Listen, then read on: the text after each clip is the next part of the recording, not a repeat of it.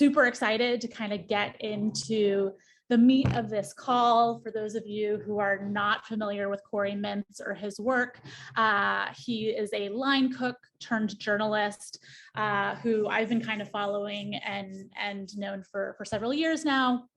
Really kind of spends a lot of his time unpacking the intersection between sort of food and politics and labor, and I think has a really incredible perspective on so many of these issues, both because of his kind of experience and also sort of position as a journalist to just talk to so many different restaurant owners who are in this space.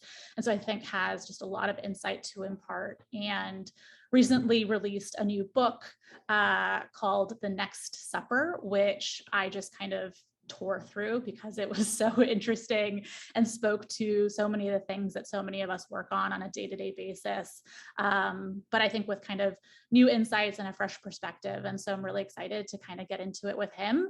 I'll let him quickly introduce himself just in case, there's anything I missed, which I'm sure is a lot.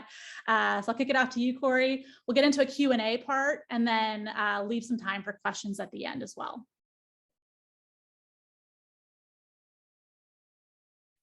I should probably unmute myself. Sorry, everyone, this is my first Zoom call ever. Imagine if this was your first Zoom call. Thank you for that very generous introduction. I'll just add on, I'm the father of one, and there's this full stop period there. I had the vasectomy last year, so there won't be any more. I love her, she's everything, but we're gonna give her 100% of our attention, our love, and our resources. Yeah, you set me up beautifully. I used to be a cook. I used to be a restaurant critic. I was a columnist. I sort of transitioned into focusing on labor and a lot of the systemic issues going on in restaurants and food. And that kind of culminated into having to expand beyond writing articles into really focusing that into a book, which is called The Next Supper, the end of restaurants as we knew them, comma, and what comes afterward. You don't have to say the punctuation, but I like to sort of dramatic emphasis. That's my quick elevator. We're between floors, who I am, and why don't we just get into it? Yeah, let's do it. So just to kind of set the stage a bit, I'm going to ask you a very big, very general question here. What do you think are the biggest challenges facing independent restaurants right now? It's a broad question, but it merits just sort of like putting something in the margins in terms of like, good Lord, there's so many problems happening right now, or so many fires to put out, right? And within the sort of chain restaurant sphere, not necessarily, but like certainly within QSR and full service chains, staffing is the #1 issue. Within the portion of the hospitality industry that has historically been underpaying workers, staffing is now their #1 concern.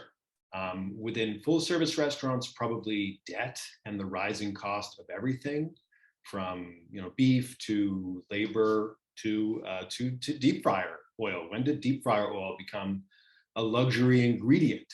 Those are probably the top line items, unless you happen to be located within a business or financial district, in which case the lack of a lunch crowd may be your top priority. And for everyone in every segment of the hospitality industry, the rise of the third-party delivery app companies and the growing dependence from consumers on these companies, the growing dependence from restaurants on these companies, and having to hash out some actual working relationship has been the sort of I don't want to use a poor metaphor, but it's been the invasive force or the invasive species that restaurants have been trying to figure out a way to deal with, and it has not gotten any easier. That's the looking at things from high up perspective. Just to kind of pivot a little bit, I don't think that this group will be a stranger to the woes of delivery apps and what that has kind of meant for all of our businesses. But I did really love the chapter that really unpacks kind of the complexity of the problem and how damaging they are. Could you share a bit of your insight, what you believe to be the end game, and what best practices might be for folks who are trying to navigate the chaos of it all? Sure. I think the end game of these companies is to gain control of the market with consumers hooked on the convenience. And when DoorDash or Uber or whoever it is, the last one or two companies standing, when they have a monopoly or a duopoly, finally be able to raise prices and or commissions in order to finally become profitable. I'm sure everyone on this call doesn't need to be explained what's wrong with these companies, or the idea that, you know, DoorDash, even while doubling their revenue, is tripling losses or something like that. You know, they lost $500 million last year. It's crazy that a company can lose $500 million and somehow be a threat to you. Some of their strategies, and I don't think, like what I just outlined, I don't think that's a conspiracy theory. I think that's the trajectory they're on. Some of their strategies to this include their constant development of new programs and marketing these programs with incentives to sort of constantly onboard people and move them from one platform to another, while at the same time sort of launching a two-pronged attack on our labor laws, and in defense of their profit model by any cities who sort of are looking to put any legislative limits on them. I think some of what's changed is 5 or 6 years ago, when I was writing about, hey, these companies are not good for restaurants, they take a commission larger than the average profit margin, the reaction I got to those articles was kind of like, that can't be true, Corey. If they weren't good for business, they wouldn't be in business. And all the sort of either pro-technology or sort of anti-regulation attitude that would go along with that reaction was pretty standard. And that really flipped within 6 weeks of the beginning of the pandemic, where I found, and I was midway through writing this book, and I was still just hoping when the book landed that I could get people to finally believe this, you know. And then within 6 weeks of that, I think the public conversation went from, you know, your local city councilor and these companies themselves selling themselves based on order from us to help save restaurants, to by June of that year, customers going, hey, I read this article, turns out they're bad, that they don't help restaurants, turns out we have to order direct or something like that. Like, that conversation finally broke through, and the conversation from all the restaurateurs that I've ever spoken with about this, who always use the exact same wording, necessary evil, you know, of how you figure out a way to work with them. Some have figured out over the last few years, you know, either sort of segueing their menu to focus on higher margin items, raising prices, or, as is unfortunately the case in a lot of situations, people sort of either strategically or simply accepting that these services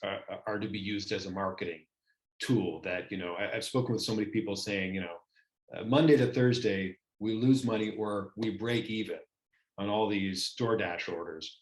But it keeps my labor going, right? It keeps people coming in and having a job 5 days a week, which they need. And then we actually make our profit on Friday and Saturday through our Darn-In service. Or something we've seen pop up is delivery co-ops. I've just seen them in a handful of cities: Vegas, Lexington, Tampa Bay. I'm actually speaking to one this week. I'm doing an eater story.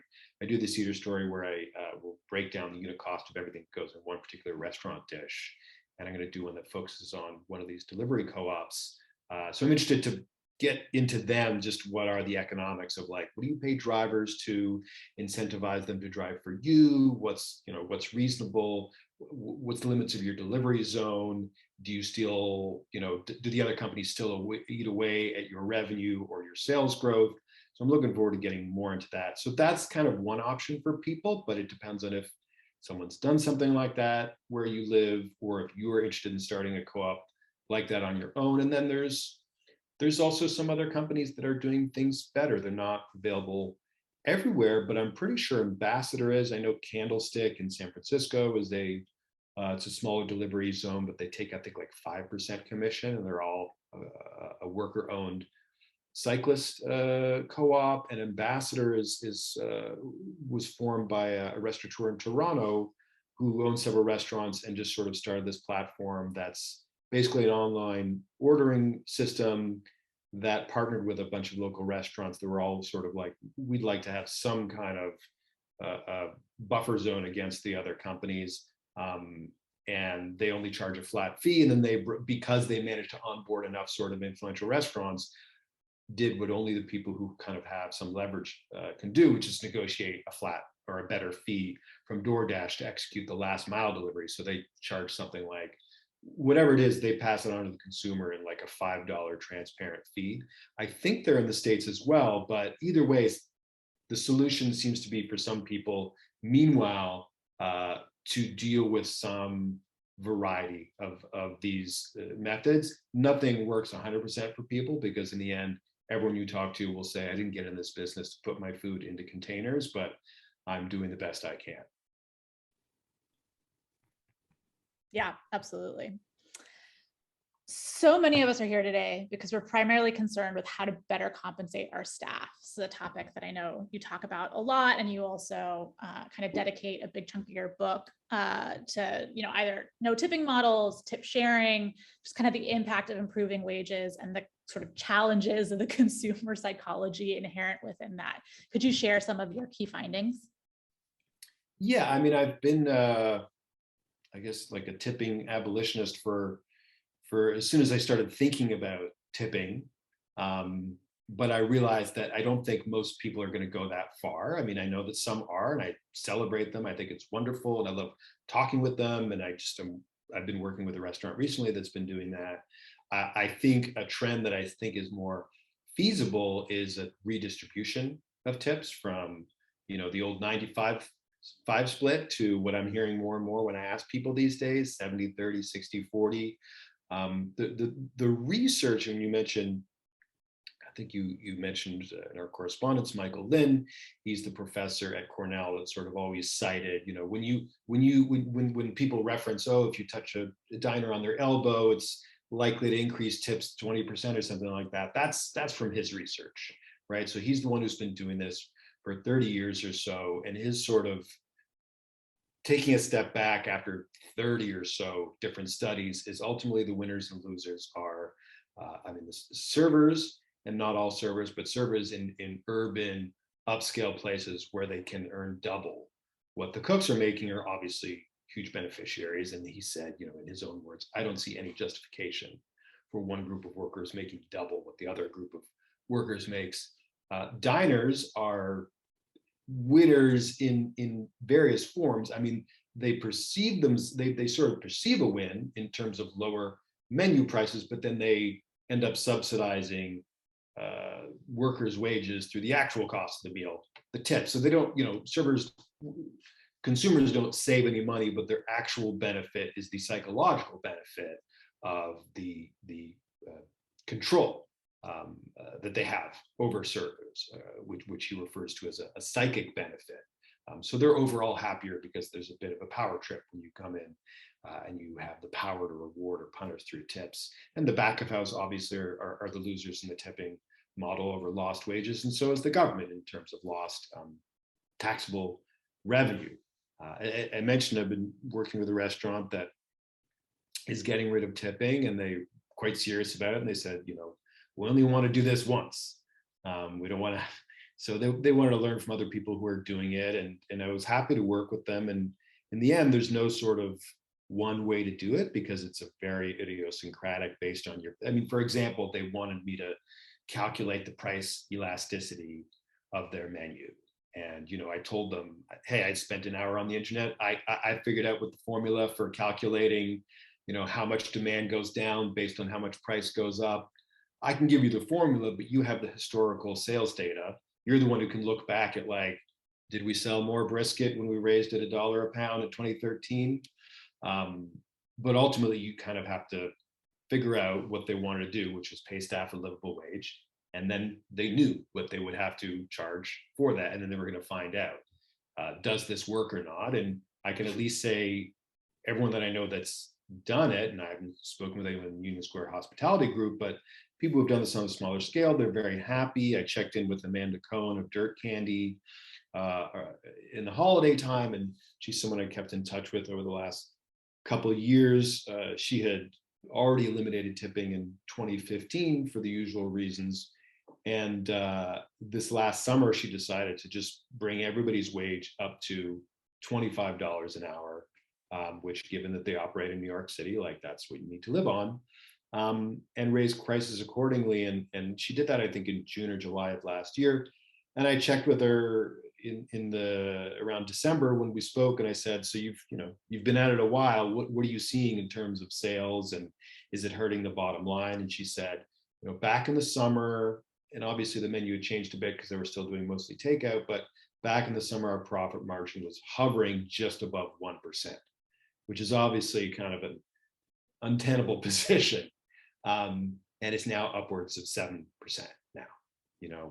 But the distinction there, and this is why I say it's so individual, they're operating at a different price point than this barbecue restaurant or this takeout restaurant or this, whatever the thing is, your customers kind of determine what they're willing to pay for that product and service. So it still is a really personal thing, but I think the ray of hope I see is, I was speaking with a restaurateur a few weeks ago, I think back in January, when she was more or less closed down. And I was asking her about, I'd sort of advocated in this book, like, I think anyone can go in and ask about how are tips divided, in the same way that you might ask, where's the chicken from? And I like to follow up with restaurateurs to ask, is that rude? Like, am I suggesting people do something that's taboo? And every restaurateur I've asked has said, no, not at all. And when I was talking to her, she says, I get people once a week, they come up to me, they know I have owner or manager energy, and they ask me how tips are divided, and I tell them. And it's 70-30 at our place, basically 30% to the back of the house. And I asked, how often pre-pandemic did people have that conversation with you? And she said, not once, never happened. So the conversation with diners is something that's evolving. I'd like to see it keep going to the point where you put that on the menu. Why can't it be down there with the name of the farm that grows your heritage pork?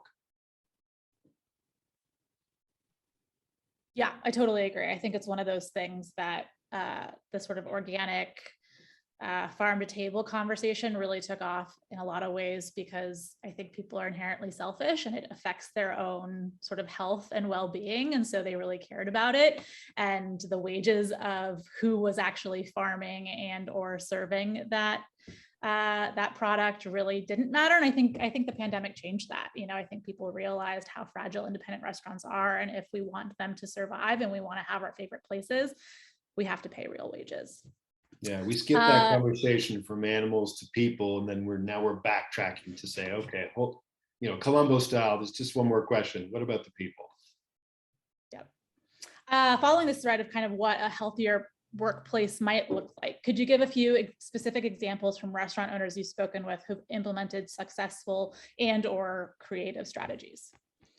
Sure. I mean, one of my favorite restaurants to speak to over the last couple of years has been this couple who owns two restaurants in Boston, or just outside of Boston, called Juliet and Peregrine.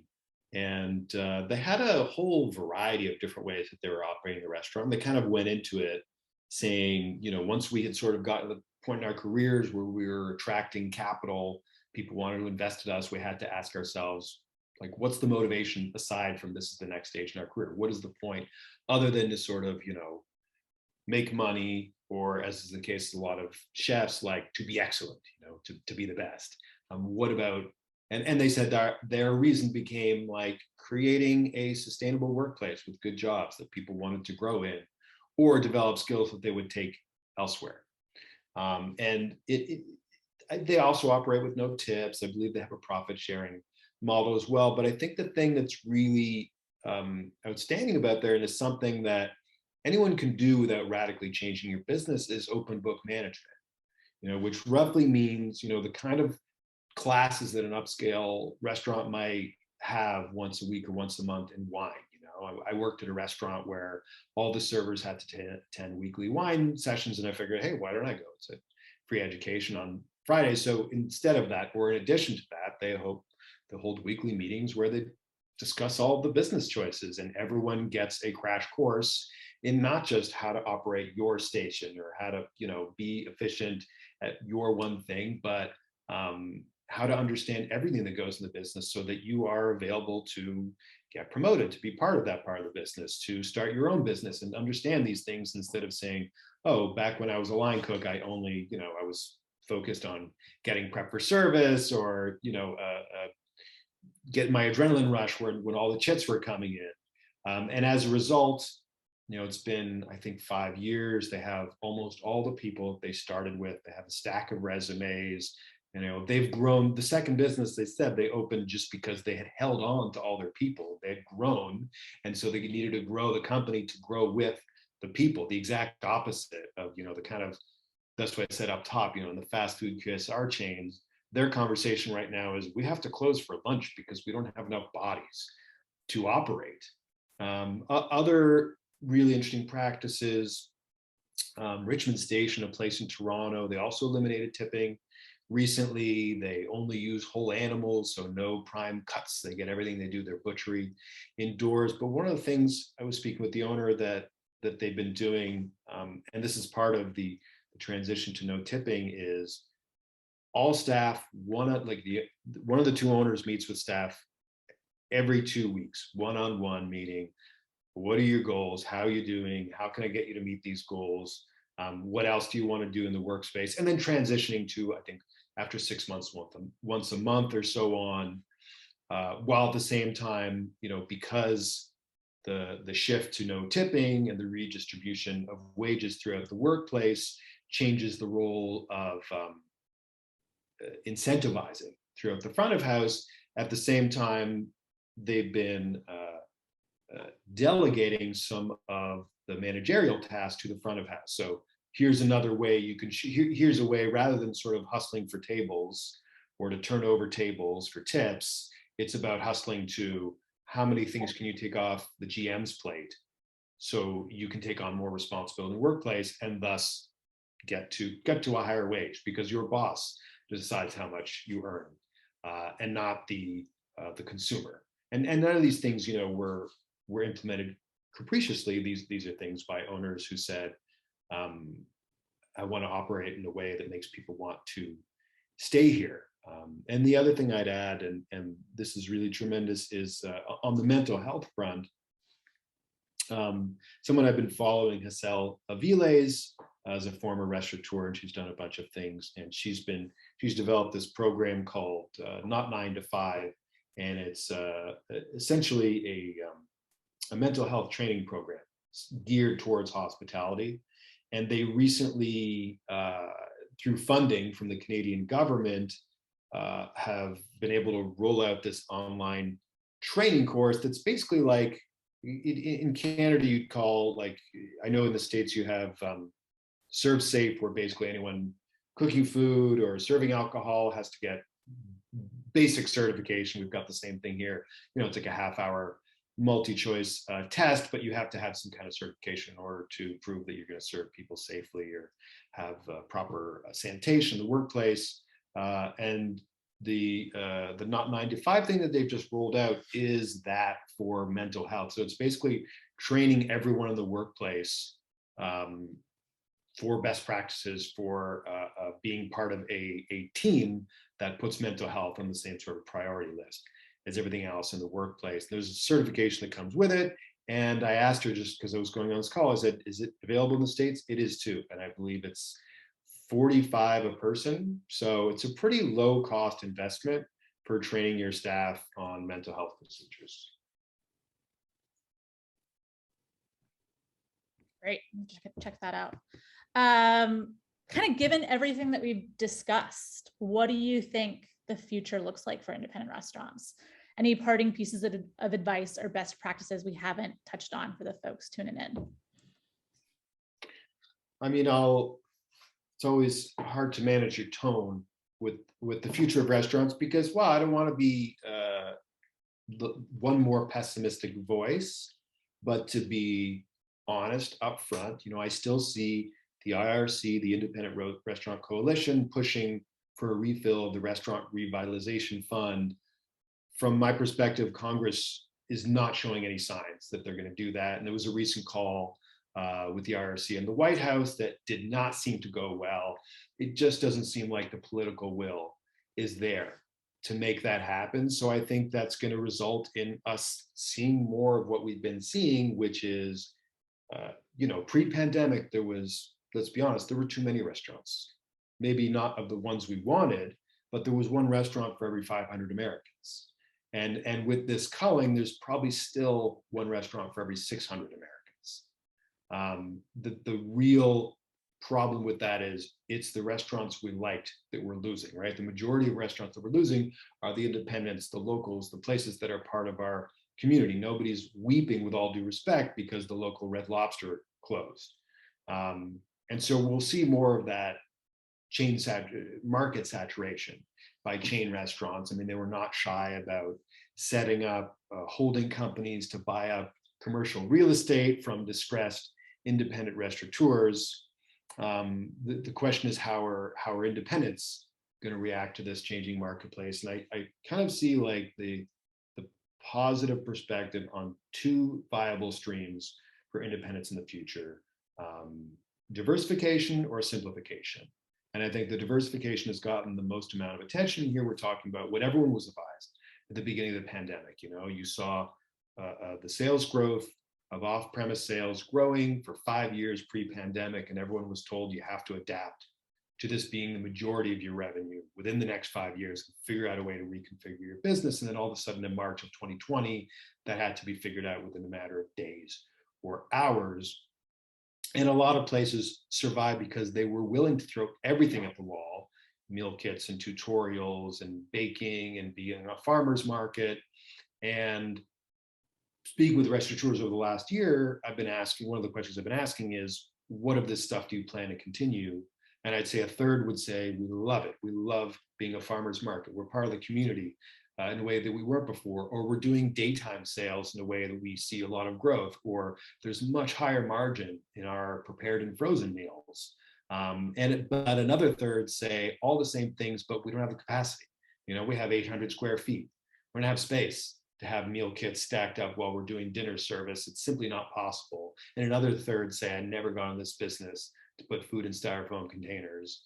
I will eliminate this stuff as soon as I can.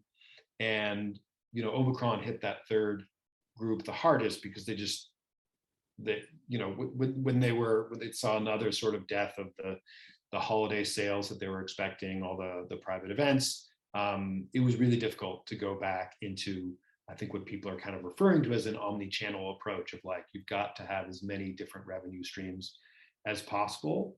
I still think that's kind of the future for smaller independent restaurants, those that want to and have the capacity, or those that, even if they don't have the capacity, are thinking, but this is how my next business is going to look, or when our lease comes up, we're going to be looking for a new space where we can allocate, actual floor space to prep for meals to go, or things like that. And for the people who just want to do that, don't want to do that because they want to do what they set out to do, which is serve people food in their dining room and provide them with an experience.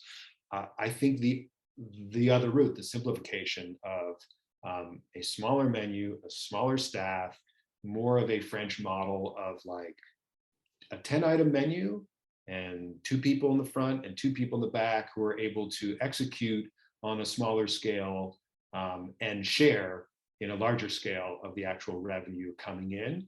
That requires a bit of more of an adjustment in culture, and it's a step back.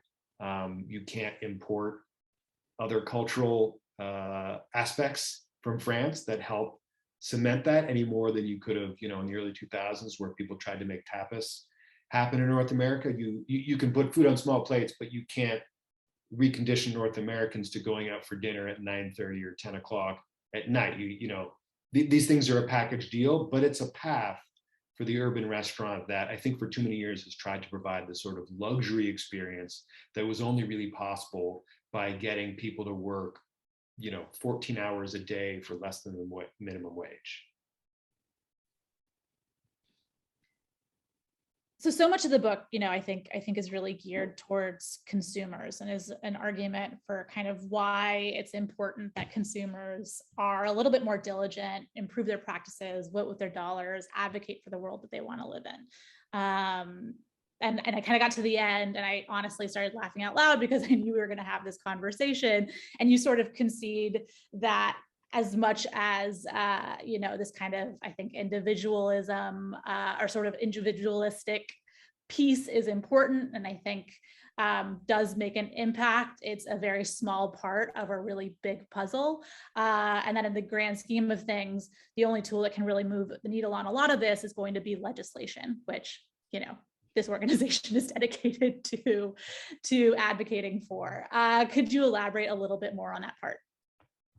Sure. That's something I struggled with from conception to publication, and as it appears in the book. Spoiler alert, although maybe I'll save some time for people who don't like reading books. I'm sort of focusing on all these choices we can make as diners to support a more ethical dining system, and then in the last chapter kind of ripping off the back and going, surprise, it's me, legislation, policy change, it was me all along. But it's not one or the other, right? I mean, ultimately I was trying to genuinely explore the question, which frustrated me, and I think frustrates everyone, whether you're talking about dining or climate change, or like, what are the limits of ethical consumption? What changes can I affect in the world based on my choices versus at what point does this need to level up to policy change? No, deleting the apps on my phone isn't going to release the stranglehold that Uber and DoorDash have on the hospitality industry, but without a public conversation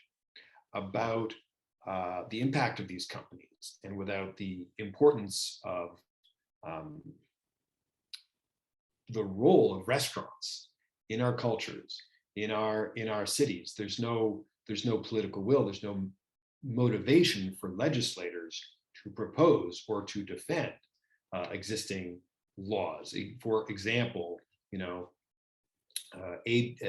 Prop 22 in California, right? The state of California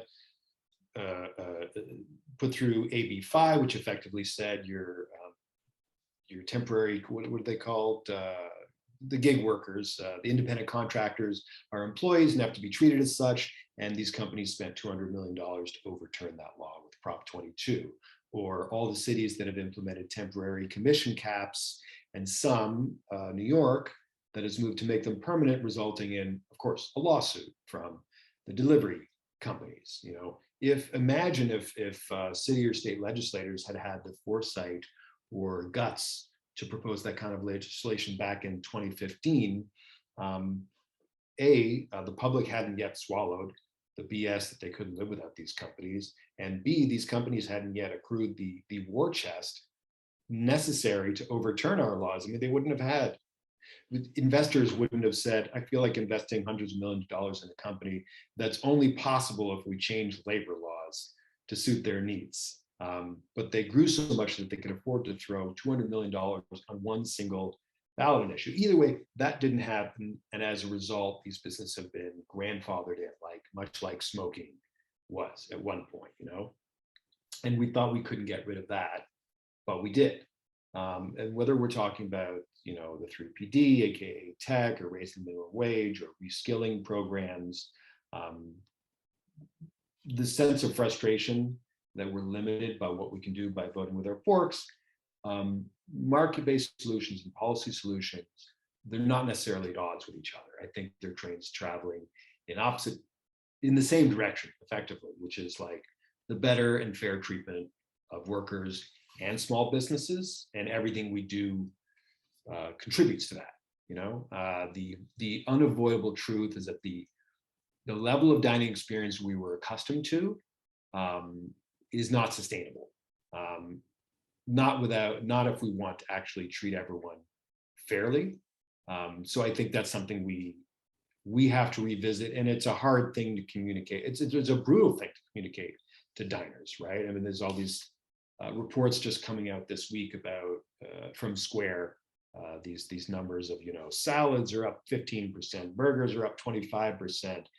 In the end, it doesn't matter what segment of the dining industry we're in, that has to be communicated to the customers. There's all this sort of expectation, like, well, how will customers react to sticker shock, as if customers exist in some bubble where they don't read the news that the cost of everything is going up. I miss restaurants as gathering places, and I'm not excited at the growth potential of ghost kitchens. I love restaurants and I want to see them thrive, but in order to do that, I think most of them have to become something other than they were in order to have a sustainable place in our culture and in our economy. Awesome. I want to open it up for questions. We have a few minutes. Rachel, I saw your question. I don't know if you want to elaborate on it a little bit, if you want to come off mute. And then if anyone else has a couple more questions. Hi, Rachel. A little bit of time. Hi there. Thank you for all this fascinating conversation. Well, there's nobody in my office. Look at that. Yeah, I mean, so I operate 3 restaurants. We have over 100 employees. Actually, like Beverly, we've managed to really, or like many of us on this call, we've really spent a lot of time over the last year and a half trying to make efforts towards pay equity between the front and back of the house. And, you know, the tipping issue is constant. And it's been really challenging. And so it's interesting to hear you know, I like the anecdotes about the different places that you've interviewed and spoken with. And, you know, I had an hour-long conversation with Josh Lewin from Juliet when we were in the middle of trying to retool things. And, you know, even just talking about the difference between when it was just he and his partner, and yes, having investors. And, you know, I said, what happens when you start making money? And are you still doing open book management then when you want to start paying yourselves more than you were before? And, you know, all these things. And I'm just interested in your take on scaling and, you know, taking these great concepts that are sort of manageable in smaller controlled environments and taking them to a larger environment. It's a little bit of a No, it's a little bit of a long-winded question, and maybe something more just for you and everyone to think on, but just a point I wanted to make. It's a great question, and I apologize for speaking so fast earlier, but I wanted to get through my spiel so we could get to these questions. And you know, the honest answer to that question is I don't have the answer, and now I want to get the answer. But you kind of hinted at part of it, which is you know, people like Josh Lewin, him and his partner Katrina, who run Juliet and Peregrine. Everyone I've ever spoken to who operates a restaurant that is in opposition to industry orthodoxy, they always say, by the way, I'm available. Any of my peers want to reach out, like they're never protective.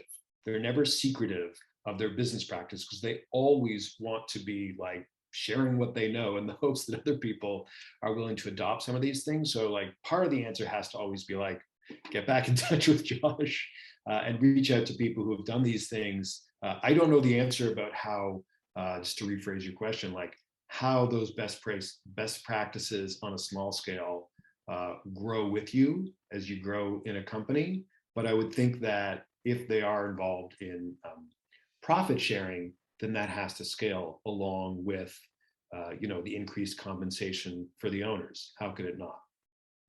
Even things like, you know, I don't remember the name of the company, but there's a lot of things that are very idealistic, that like sitting down with your employees for, you know, once a month as soon as they've started, and being able to talk to them about how things are going. And, you know, we certainly have worked on programs like that, but I think I just want to point out to you the reality of when you get to 100 employees, 120 employees, and you want to grow your business, and you still want to operate in with integrity and as an employee first organization. The challenges are great, Right. and not to say that they're not great. You know, we all have challenges, but it gets complicated, and so I don't know. I'd be happy to talk to you about it if you'd like to try to help me solve it. Yeah, I'm curious. I mean, the Yeah. reasonable conclusion is delegation of that level of responsibility. The person I was referencing, I think, has about 35 employees. So it's Hmm. still possible at that scale. Yeah, 100 people. That's your whole week is just doing these one-on-ones. Which, by the way, he mentioned. He writes it all down. It's like he takes notes. So when he meets with them again, he That's goes, great. you said 2 weeks ago that you wanted to get faster at this, or you wanted to get a raise. Where are we at with the goal you set for yourself? You can't do that at 100, certainly not if you want to continue to grow your company. But can you begin to delegate that to a manager under you who you trained in the same practice, freeing up your time to do something else? Yeah. Or Yeah. can you trust someone with that same level of care? Yeah. I mean, we have an HR department, we have managers, we have 20 some managers across the company, but it's, growth and building and, um, some of it is that we've been in the business for a long time, so we're making shifts. So, in some ways it's easier, I think, to just start out like you want to start out. I mean, we started in 2005. So the whole restaurant landscape has changed tremendously in that amount of time. And, we've moved with it and we've tried to be on the cutting edge of it, but it's challenging. So I think sort we of have time for period the end. one more quick question if anyone has Thanks, Rachel. burning quick one. I have a question. Like, has anybody looked at the disparity of pay rates between what everyone's always classified as an unskilled laborer in a restaurant? Because that's kind of everyone ends up saying that and not treating the jobs with respect.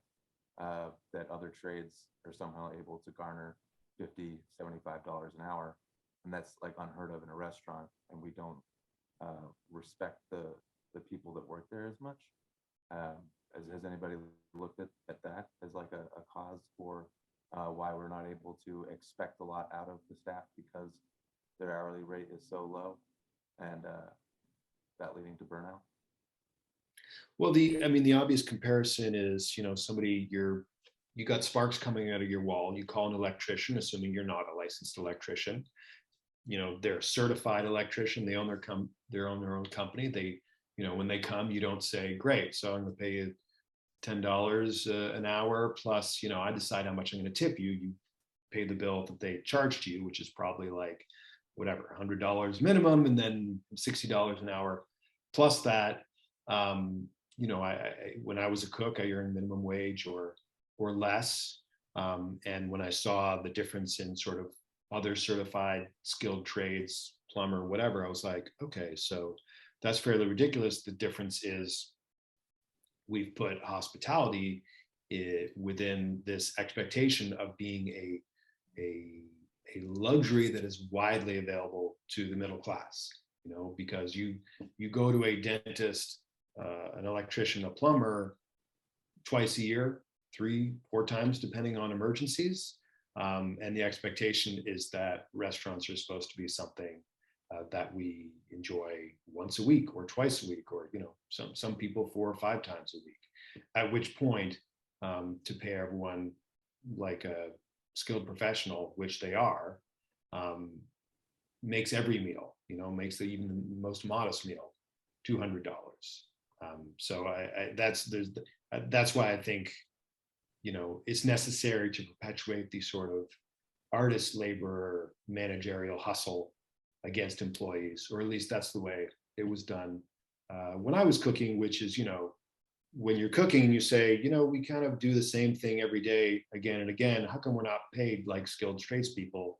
And we're told, you're artists, take pride in your work. Electrician is not an artist.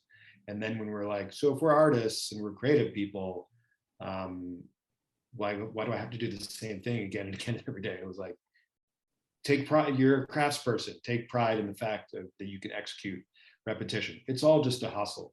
Ultimately, it's all just done to sort of perpetuate the idea that this is something that's readily available for us all the time. And that's why I'd advocate for simplifying menus and the dining experience to something that is still accessible, but is people are able to execute, something where people can come in at noon or 1 o'clock to prep for dinner at 5 or 5:30 instead of having to come in at 9 or 10 a.m. because they're still operating under the I've heard many chefs say, give every cook a prep list to do that's too long for them to actually accomplish in a day. That's how they get faster. I think somebody's alarm just went off. Either way, I'm rambling, but I think the industry has adapted to this just being this middle-class expectation of people can go out to eat so often. And the way the industry has, at least for the last generation, made that possible is to push down on labor costs by squeezing blood from a stone by workers. And some of what we've seen in the last year or two is workers having a break for the first time in their careers and going, I don't know if this works for me anymore, and either not coming back or demanding better. I hope that some part of that answers some part of your question. Thank you so much, Corey. This has been such a great chat. If you're not familiar with his work, I highly recommend him as a Twitter follow. He is kind of constantly dissecting these issues. Like I think he mentioned, he does write a kind of recurring piece for Eater where he breaks down the cost of popular restaurant dishes, which I think is really fun. And again, just like a great way to get consumers to understand what actually happens inside a restaurant. If you have not read his book, I think you will all love it. Highly, highly, highly recommend. And thank you so much again for taking the time to chat with us. Thank you. All right, we are going to jump into the next small segment in our chat today with Beverly Kim. Chef Beverly Kim is a James Beard award-winning chef behind 2 Chicago restaurants, Wherewithal and Michelin-starred Parachute. She's the mother of 3, and during the pandemic in October of 2020 decided she really didn't have enough going on and launched an organization called The Abundant Setting, which is a nonprofit designed to support working mothers in the culinary industry with programming that includes meal relief, networking assistance, and mentoring opportunities. Beverly, I'm just going to go ahead and let you take it away. And then again, we'll just have a little bit of time for questions at the end as well.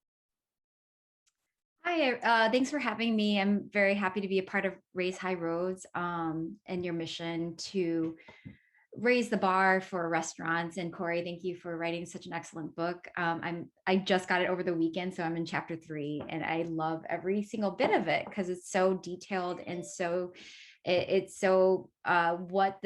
what we all need is for people just to understand and be educated and aware of what's happening in the restaurant industry.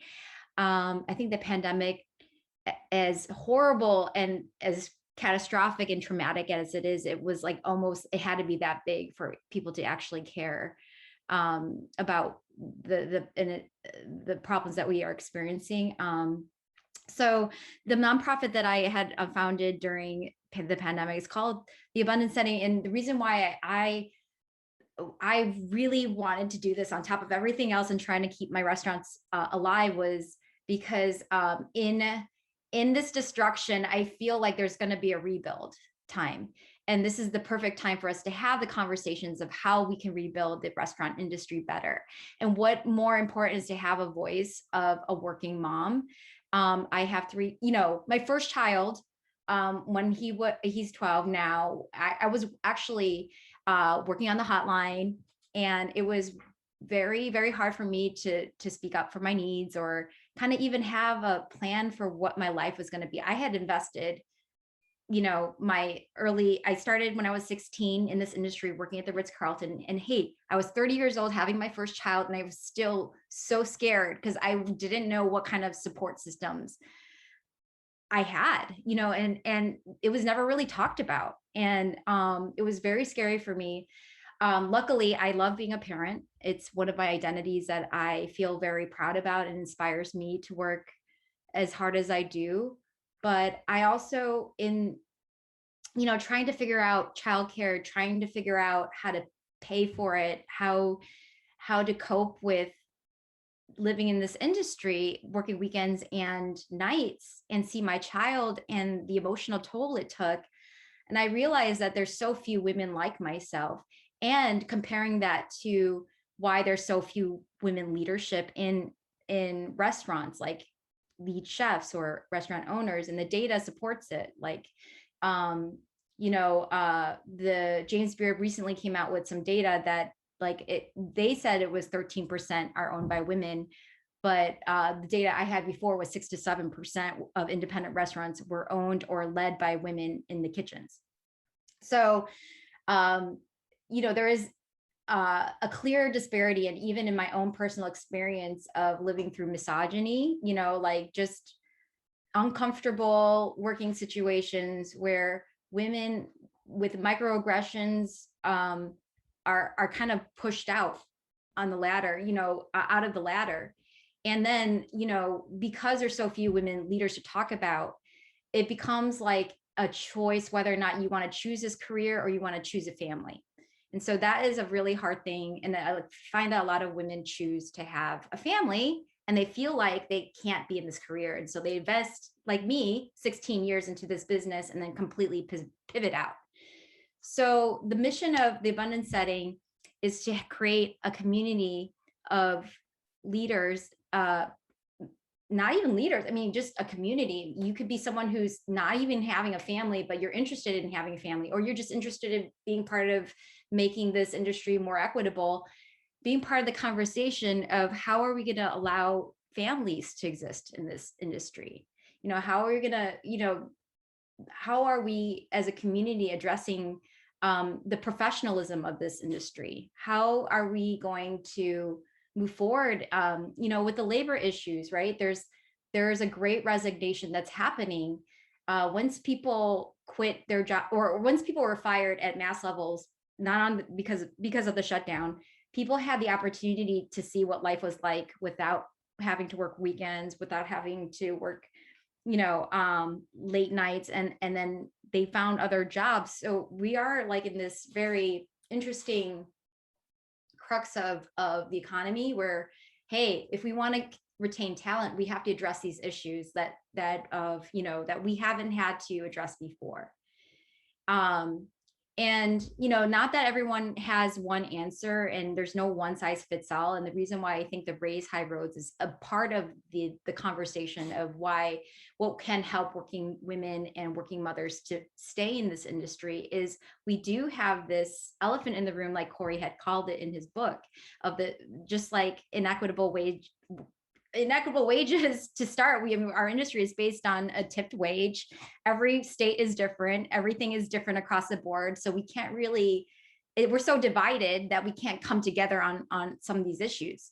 Our margins in the restaurants are so kind of thin. So the argument is like, how can we provide, these kind of benefits that would retain more working mothers, and, whether it be parental leave or childcare stipends, or just more flexible schedules. Like these are all things that, how do we get to that space when we're here? So, like I said, this is going to take a lot of community work, but I know that like so many of us want this industry to be more equitable and want it to have the opportunity to change it. Like, and I feel like every time there's this cycle of a recession, puts us back to where we can make this choice. Do we improve or do we regress? And we're kind of in that conflict right now. And, as hard as it for me, I have 2 restaurants that I'm and 3 kids. And it's very, like, I can say I lost lots of money during the pandemic. I'm still losing money. And I'm still taking the extra time to talk about this. I'm so sorry. I also have a COVID dog that we got to cope with all the stress. But I think these are conversations that are long overdue. And so our organization really does focus on. We did a meal relief program that we partnered with chefs to drop off family meals. Like we just kind of instantly wanted to do something about this situation. So, but what we found was even the most powerful thing was the one-on-one mentorship between the chefs and the mentees, because most of these women are just like, they feel isolated. They feel like they don't have the network to take it to the next level, or they're kind of in a crossroads where they need support making decisions or advocating for themselves. So what I find is really, really important is creating a network, a community where you can freely have a safe space, because it's not like you necessarily are going to go to your manager to talk about all these issues that you're having, and to have a space to talk about the emotional toll of maybe being a parent and in this industry, and what emotional toll it's having on you, and creating that network. And on the side, we are in the very strategic beginnings of how, like, getting the data, getting the understanding of what women want, what they want, and what they need, and what can employers provide, and maybe a scale, because not every restaurant can do all of those things, and so having the community and the conversation to bring up this very important voice, which is a woman's voice, a woman's voice in this industry. Thank you so much. Yeah, Really, if you have really any appreciate the questions, work that you're doing. I don't want to, I know that we're at time. I don't want to volunteer. Do you have a few more minutes if people have questions and want to stick around? Yeah, absolutely. Cool. So for folks who do want to stick around a little bit, we'll do a little bit of question time as well. If anyone wants to come off mute.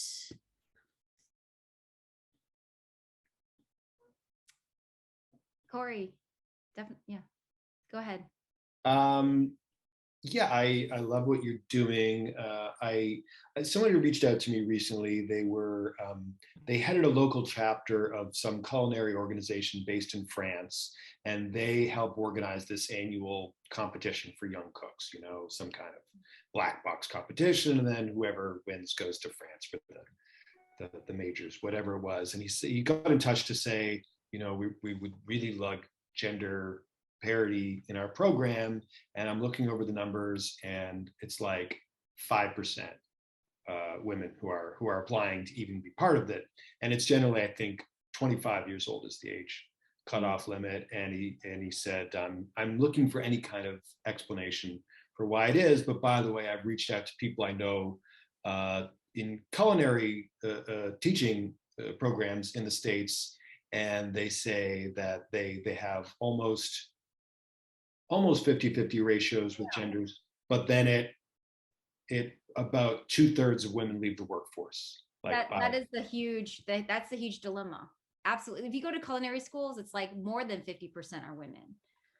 But so, that these are at a baseline, people want to be in this industry. They're getting the education, but the reality is the way the pay, maybe it's the pay, maybe it's the weekends, it doesn't fit into, we don't have, unless you're working in a corporate dining restaurant or corporate kind of 9-to-5 kind of situation, most restaurants are based on nights and weekends. And once you hit having a family or have a family, you have to struggle with schedule conflicts, and that limits you to what positions you can take. So I became I was a line cook, and worked as sous chef. And when you're a sous chef, you're expected to close till 1 or 2 in the morning. And when I became chef de cuisine, I was expected to at least be there from 11 to 11. And those kind of hours are very antithetical to 9-to-5ers. School. I have my kids in free education, but it's 8 to 3.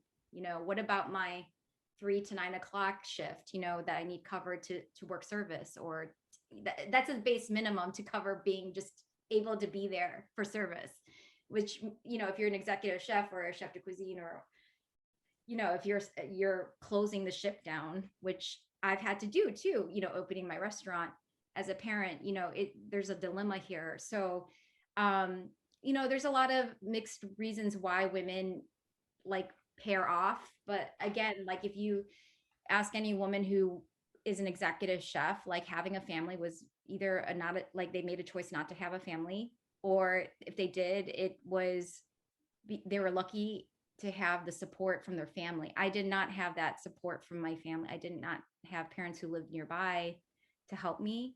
And so, and it is kind of a lonely place, you know, for me being in this industry. I can't relate to other working parents sometimes. You know, they almost look at like I almost feel like a bad parent, you know, the way that I don't, you know, my child was on a different schedule, you know, waking up later for a while.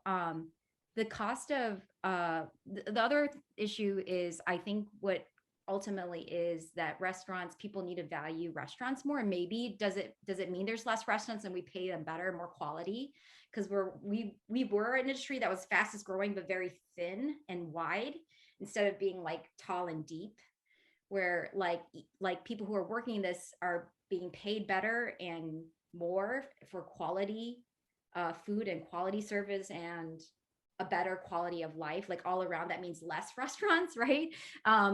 But I do think that there are ways to get more women to be at the top.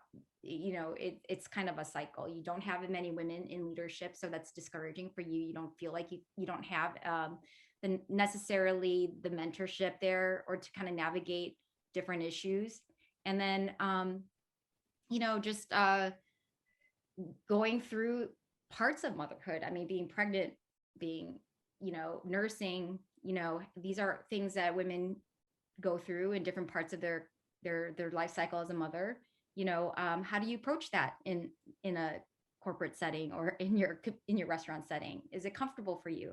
Wage equity, you know, like I mean, I was making, you know, most cooks are making minimum wage. It doesn't matter whether you're working at Denny's or you're working at a 3-star Michelin restaurant, you're basically around minimum wage. It's because the hours, right? The hours, I haven't seen it change very much. I mean, we're trying to make the changes to go above and beyond minimum wage, but again, it's tied to maybe the tipping thing. You know, it's very complicated. It's so complex.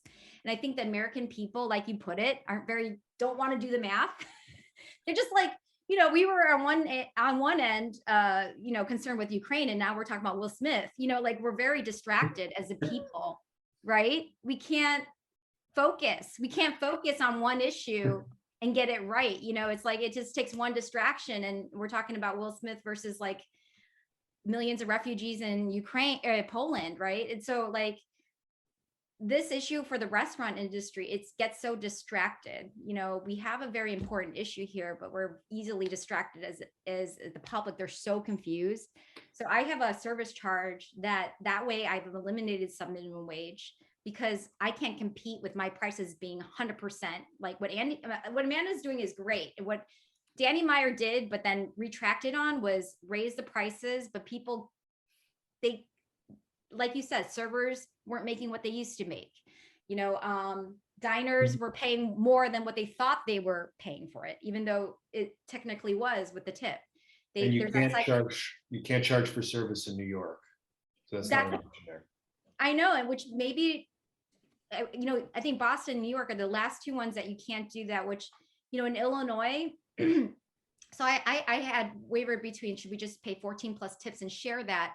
But then it was reiterating that we're depending on tips to get to a living wage versus trying to get towards paying them an equitable hourly rate. And then maybe one day eliminating the service charge if we can, where people get used to that price. You know what I mean? So a few Chicago chefs decided, in this kind of like environment, again, it depends on how your service style is. Ours is kind of a more, just a high touch, I would say a little bit more high touch than a counter service, which I think a service charge is, you know, not too surprising, right? So there's just like, I think we need to take at least the baby steps of like, maybe our first point is just to eliminate the sub-minimum wage. And then we can discuss how do we get to, because if you try to like do the whole thing, I feel like it's just scary for a lot of restaurants. If we break it down into steps, like, okay, maybe the first step is to eliminate sub-minimum wage. Why?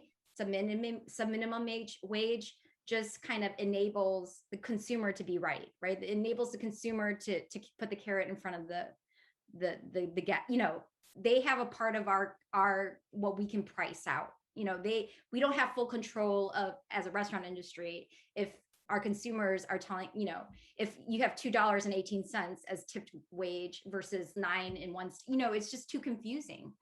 And,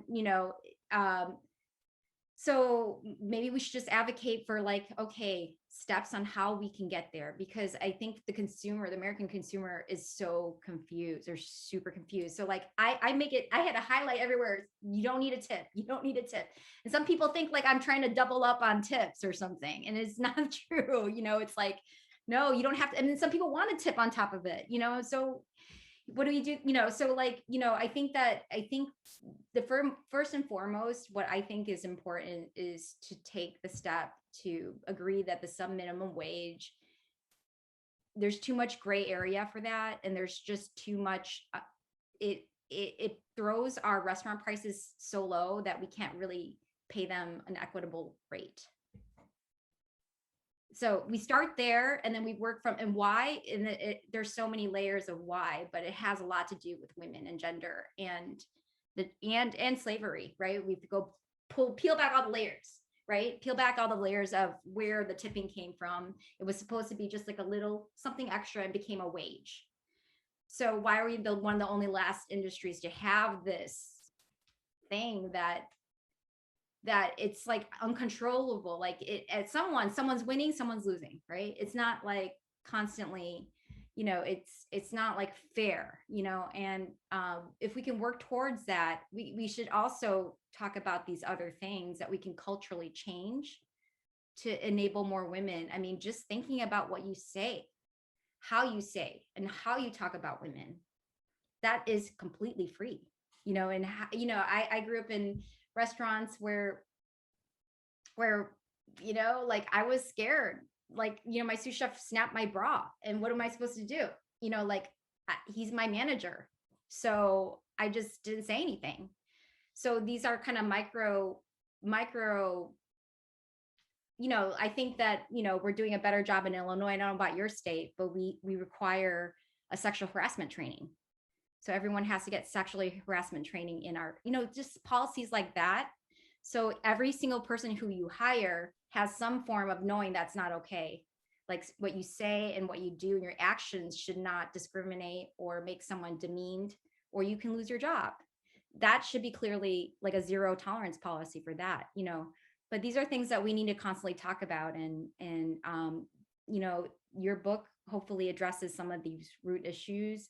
I'm reading it, and just even battling the third party app. I mean, how many battles do we have to battle? I mean, it's like, I was there. I mean, they stole my identity, basically. Grubhub took Parachute's website and recreated it without my acknowledgement. And I think that's extremely, it hurts everybody. Do you know what I mean? It hurts everybody in this restaurant industry. So, I mean, we have a lot of things to fight for. I was telling someone else, like my grandmother in the Korean War, she had this decision, and her uncle was telling her to leave her 2 daughters behind because like she could just like take her one son and life would be better. She'd be more secure.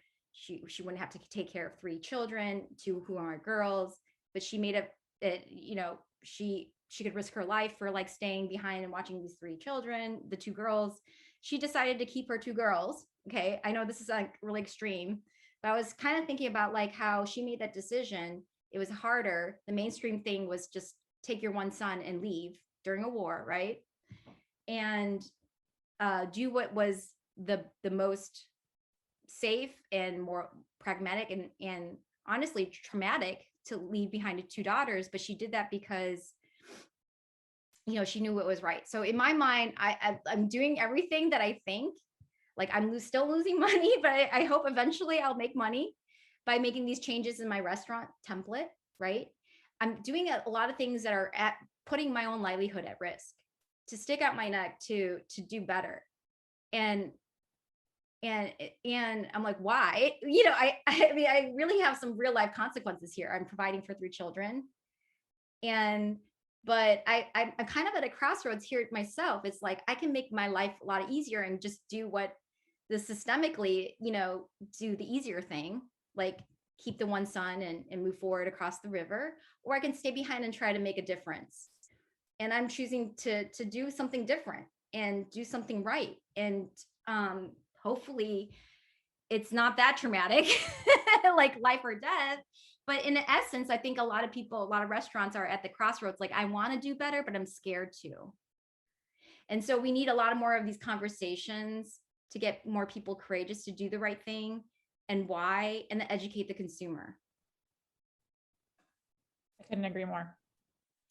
I think I'm gonna have to cut us off. Otherwise, we'll just be here for hours and hours. I know. I have so much to say about it, but I just wanted to thank you all for being here and you know, like, yeah, and there's we're at time. If you need to get in touch with me, you can reach out through the Abundance Setting website and click on like how to contact us. But I'm happy to be here, and I hope that we all make a difference together just by having this conversation. Yeah, absolutely. I mean, I think it's certainly a step in the right direction, and I think it's interesting and important time to be having these conversations. And I think, you know, kind of one of the through lines, not intentionally between Corey's conversation and your own was the policy piece and how important that fight is. And I really do think it's the domino that needs to fall to impact the rest of it. So thank you all so much for joining, for sticking around an extra 15 minutes. I really, really appreciate it. I was going to give Julio some time to share some Raise updates. We're going to not do that this time, but we'll go ahead and include those in next month's newsletter. Thank you again. Really appreciate all of you tuning in, joining in, and we'll catch you at the next call.